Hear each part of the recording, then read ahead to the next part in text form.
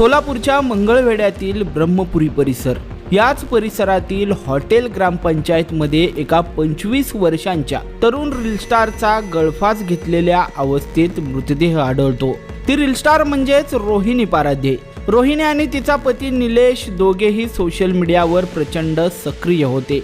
वेगवेगळ्या विषयांवर रील्स बनवून त्यांनी चाहत्यांच्या मनात हक्काचं घर मिळवलेलं होतं। दोघांचा प्रेम विवाह झालेला होता। हॉटेलचा व्यवसायही उत्तम चाललेला होता। मग अचानक असं काय घडलं की रोहिणीला गळफास घेऊन आपलं आयुष्य संपवावं लागलं? हाच प्रश्न आता पोलिसांना सतावतोय। रोहिणीच्या निधनानं सर्वत्र हळहळ व्यक्त होत असतानाच तिच्या अंत्यसंस्कारानंतर तिसऱ्या दिवशी स्मशानभूमीत एक असा प्रकार घडला ज्याने या प्रकरणातील गूढ आणखी वाढवलंय। तिसऱ्या दिवशी स्मशानभूमीत माती सवडण्याचा कार्यक्रम सुरू होता। दोन्ही बाजूचे कुटुंबीय उपस्थित होते। वातावरण दुःखाचं होतं, पण अचानक तिथं उपस्थित असलेल्या काही नातेवाईकांमध्ये कुठल्या तरी कारणावरून खडाजंगी उडाली। लोकांनी समजूत काढण्याचा प्रयत्न केला, पण वाद थांबण्याऐवजी वाढतच गेला। काही काळासाठी स्मशानभूमीत प्रचंड तणाव निर्माण झालेला होता।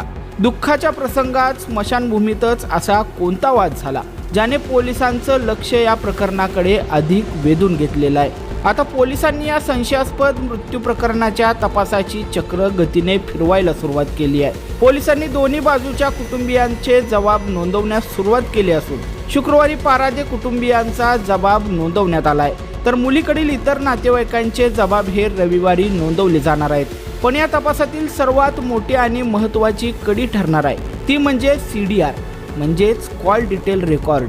पोलिसांनी रोहिणी आणि तिचा पती निलेश या दोघांच्याही मोबाईलचे कॉल डिटेल्स मागवलेले आहेत। घटना घडली त्या दिवशी रोहिणीने आत्महत्या करण्यापूर्वी कोणाशी संवाद साधला होता का? पती पत्नीत काही वाद झाला होता का? या सर्व प्रश्नांची उत्तरं आता या CDR रिपोर्टमधून समोर येण्याची शक्यता आहे।